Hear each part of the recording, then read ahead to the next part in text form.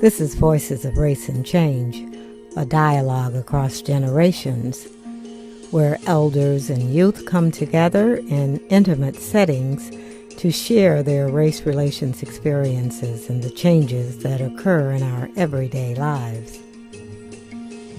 In this encounter, Haitian students at Toussaint Louverture High School for Arts and Justice in Delray Beach, Florida, who are new immigrants, get some candid personal insights into civil rights history and the differences and experiences of Haitian Americans and African Americans from two elders who lived through it all. I think I had a positive upbringing in that I valued people as they were. So it never really hurt me in any way, but when I was coming up, it was the 60s and Black Power was a movement and things of that sort. So I was more of a tourist or a spectator to that whole thing, but it really never hit me, or maybe I didn't allow it to. But when I had to fill out forms and they had to say black or white, well, back then I always put black, but somehow in me I said, well, if I do put black, do I answer positively for some of my heritage that's actually white? So that's in and of itself, when you label something, creates confusion. Later on, when I was in Europe, I met someone from South Africa, and that lady, I asked her one day, and she was darker than I was, Jackie, what are you? What do you consider yourself? She said, colored. I said, Jackie, I would really rather that you'd pick one, but not the middle, because it'll mess with your mind. So, and so for me, after that experience, when I was asked to write black or white, I still would pick black, but sometimes I felt that the color didn't really matter. So I picked other, and I would put human. So, all right, so that was my political statement. Well, in the creative world, I learned how not to use anything for an excuse. Yes, we can. Figure out how can we get around a lot of different issues. So I spent much of my life learning how to do things that were not normally accepted. I wanted to make movies. I wanted to do television. I could not get involved in it through the traditional sense because, number one, I didn't know how to. I'm from Camden, New Jersey, the worst place in the United States. Highest crime rate. Nightmare. When I was in school, in high school, I did not know you could go to college to study filmmaking. I went to college for engineering and switched to music. Never knowing that I could have went for film or television production. Never even heard the word television production.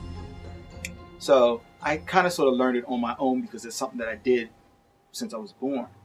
And when I got older and I wanted to do things in the movie theater, have movies shown in the movie theaters, or have television shows on TV, I learned how to do it by doing it myself and creating it myself, and then going to the TV station as a client. Instead of begging them, said, why don't you show this show on TV? I said, why don't I get my own sponsors, and why don't I control it, and then I become the station's client. And then,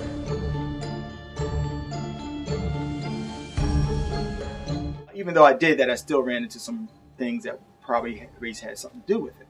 Okay, so I get around the issues, some of those issues, because I find people, I'm smart enough to know that if these people don't accept me rather than challenge them, I get a white face. I went to do a movie in Splendid China. I got an Asian face to go approach the people in Splendid China.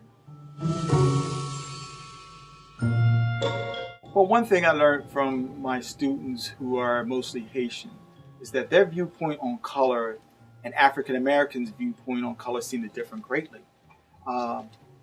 Black, one thing that I learned from my Haitian students that all the Haitians that I know, and I have a couple of just like sons to me, they're proud to be Haitian. It's like I'm Haitian and they're very, very proud to be Haitian.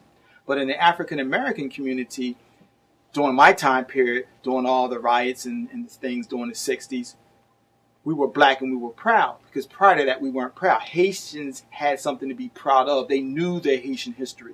You know, I learned about Toussaint, I learned about what he did and what the Haitians did, and they were proud people. We didn't have that. So we became proud because we were black and we were different. So black, saying that we were black, not colored, and being black was a big issue. We were black because we wanted to differentiate ourselves from other people. So we were a black proud people because we were black. I wasn't really exposed to racism until I came in the States, because in Haiti, you can call a person by their race and they won't get offended by it.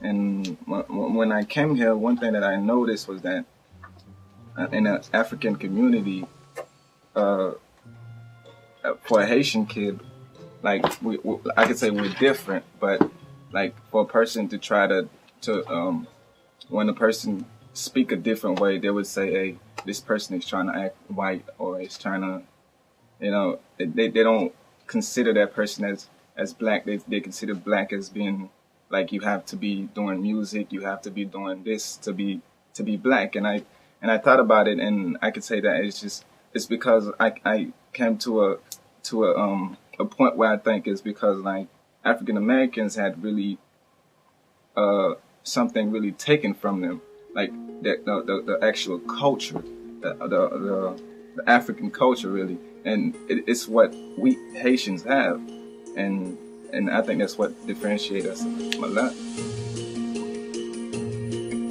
Race can be a bridge across cultures and generations. The more we talk and listen, the more we learn. This is Dr. Kitty Oliver.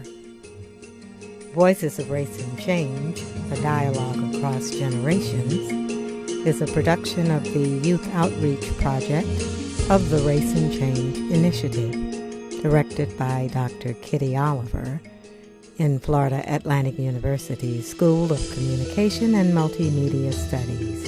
For more information on the Race and Change Dialogue, visit www.kittyoliveronline.com.